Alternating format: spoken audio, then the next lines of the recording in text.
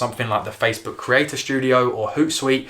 Warning, the lighting is not great. If you are new here, I do encourage you to never eat yellow snow, invest your money wisely, and smash the like button for the YouTube algorithm. Had a little bit of glare in there. Had a little bit of glare in there. It is a bit dark though, isn't it? Bit dark. It's a bit dark, isn't it? Right, okay, so the video I've got planned for you today I think is very, very relevant at the moment. The thing I essentially wanted to talk about today is 6 social media marketing tips to dominate in 2020. The first thing I want to talk about is ditching the vanity metrics. A lot of people still think to this day that if you have X amount of followers, then you essentially have X amount of revenue in your bank account, which honestly, it really, really doesn't. You can make money with literally 1 follower if that follower was your ideal client or someone that was interested in purchasing what you have to offer. My number 1 key factor is please ditch the vanity metrics. They mean absolutely nothing. Of course, if they are targeted followers and they're people that are following you for a reason, and they're people that engage with you and buy your products and services, etc., then of course, fair play, grow that list up. Don't be looking at people with like 100,000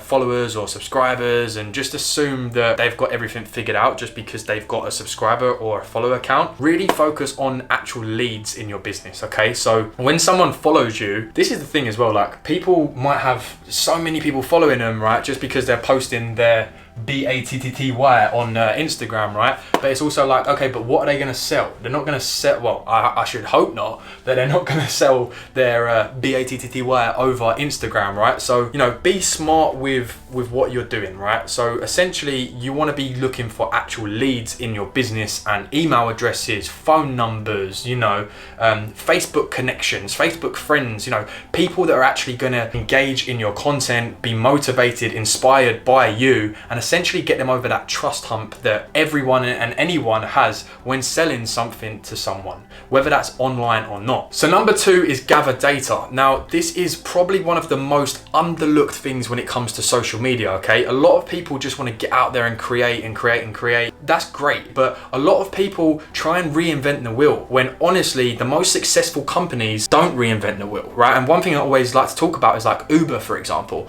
Uber is literally one of like the most revolutionary companies to date at this moment in time. But honestly, they didn't do anything that great, okay? They just simplified a problem. So what I'm saying is Uber didn't create the taxi. Uber didn't create, you know, taking someone from A to B. However, they found something within that process and simplified it. You don't need cash to ride with us. You can pay through your credit card all online, or you can do it through an app. Thank you, Uber. You solved our problems. I remember being younger and literally like not being able to get a cab from somewhere, and then even sometimes where you did have availability to get a cab, and then you'd have to be like, oh, can you drop us to the cash point on the way? And then they used to get like really angry that you didn't have cash on you. So yeah, firstly, thank you, Uber. To result back to what I was saying is you need to gather data. So let's say, for example, you want to run a social media marketing agency like myself. Go and do some research around it, okay? See what other social media marketing agencies are offering as services. How could you implement what they're doing right? What mistakes have they made that you now, after doing the research, aren't obviously going to make? So number 3, and this pretty much applies to every single business, and this is other avenues, okay? So Facebook, Instagram, YouTube, LinkedIn, Twitter, etc., are all really, really good places to get in front of your ideal customer.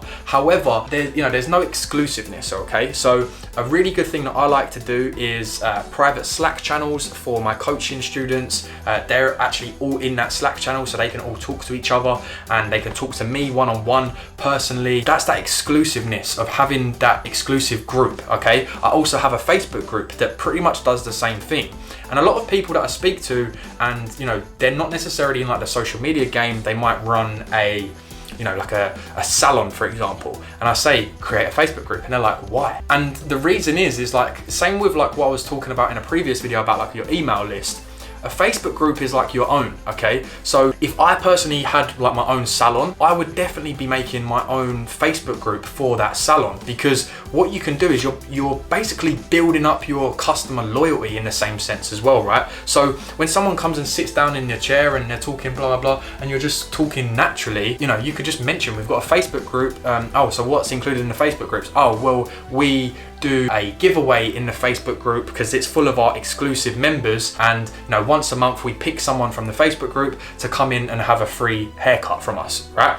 Or it may just be simple little things in there, okay? Like £5 off vouchers are put in there, or, you know, little things like that. And even like tips and tricks. Obviously, you want to be posting that type of stuff on your main Instagram and Facebook accounts. No matter what you're doing within social media, having an exclusive group is always going to be like a unique selling point. When someone comes into me as a client, I even offer it to them as like another additional thing for my service, because it's filled with like-minded individuals making money online. They can be inspired by other people, okay? And other people are in there talking about their strategies and different things that they do, okay? So just seeing how someone else is implementing something will spark something in your head. Definitely a Facebook group, no matter what business you're in, go ahead and create one. And that also brings me over to WhatsApp. Now, WhatsApp's a little bit more exclusive because, you know, WhatsApp is going to be on your phone 24/7. Obviously Facebook is as well, but, you know, like a Facebook group, you can sort of like mute. And I know you can do the same thing with WhatsApp,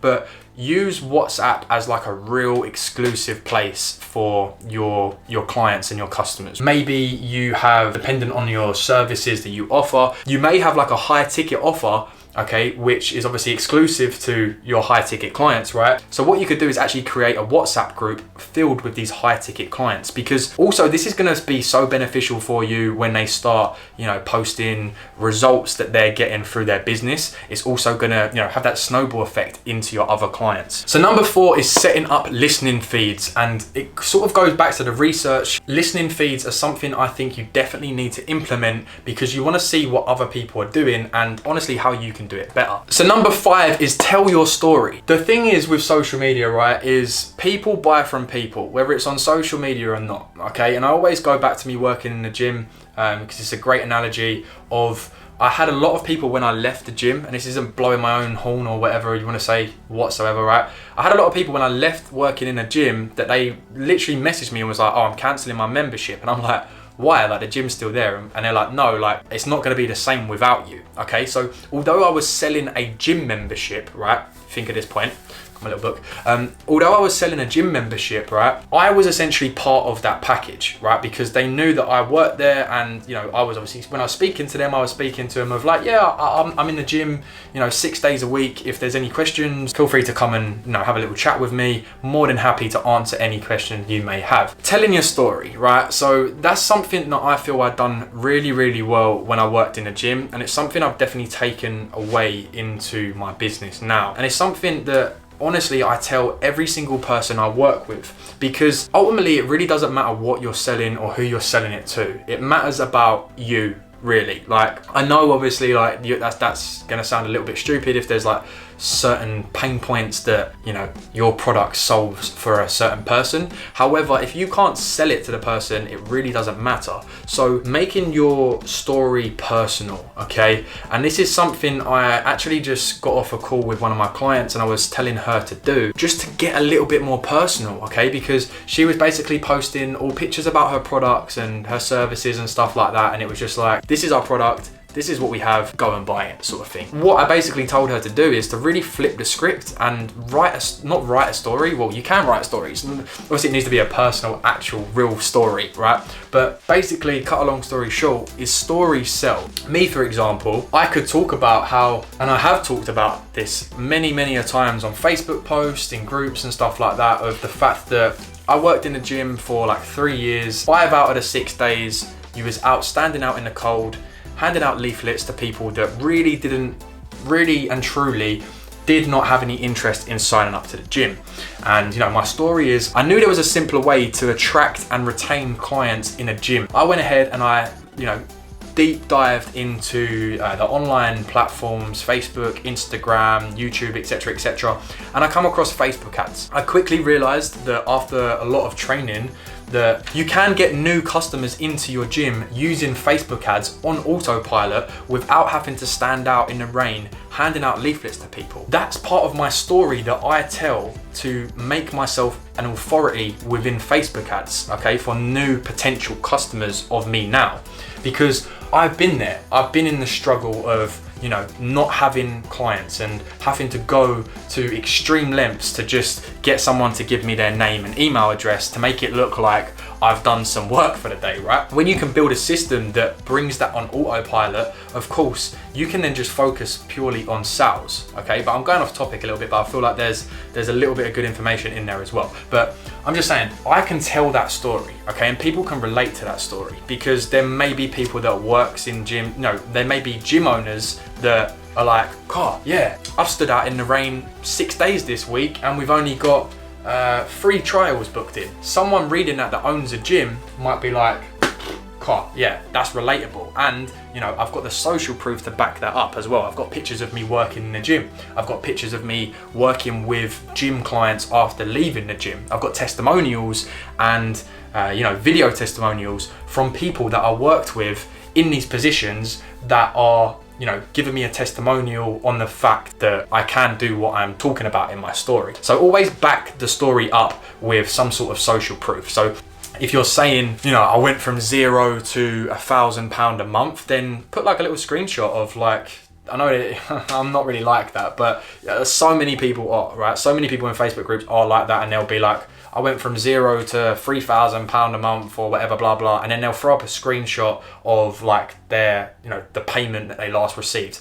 Absolutely fine. I've done it a couple of times. It's just not something I do all of the time. And number 6 is automate everything. It's all well and good creating content for Instagram, Facebook, YouTube, you know, wherever and ever and ever and ever and ever you want to post it, right? But if you're not consistent with it, you're really going to struggle to grow these platforms, you know, build authority and essentially get more impact out of what you're doing, right? So automate everything, okay? So I would definitely recommend going ahead and checking out something like the Facebook Creator Studio or Hootsuite. I would recommend Creator Studio simply because it's free, and I'm guessing a lot of people at this moment in time haven't got additional income to pump into this, right? So Facebook Creator Studio is going to be an absolute key for you to automate Facebook and Instagram posts on your, you know, your personal or your business pages. I would definitely also recommend checking out something like Zapier. I use Zapier all throughout my business when it comes to social media, even the back end when it comes to emails, documents, onboarding funnels, etc., etc. Zapier, go ahead and check it out. I'm not even going to attempt to try and tell you some of the stuff you can do on there because there is thousands and thousands of supported applications on Zapier for you to use. And of course, everyone's business is a little bit different, but there's definitely something within your business that you can implement using Zapier. So guys, with that being said, I'm going to chuck away the book. Probably not the best idea. Thank you so much for checking out the video. It really means a lot for me. I would definitely recommend you hitting that subscribe button, leaving the video a like, and of course, comment underneath. And I'm sure I will see you guys in the next video. Peace.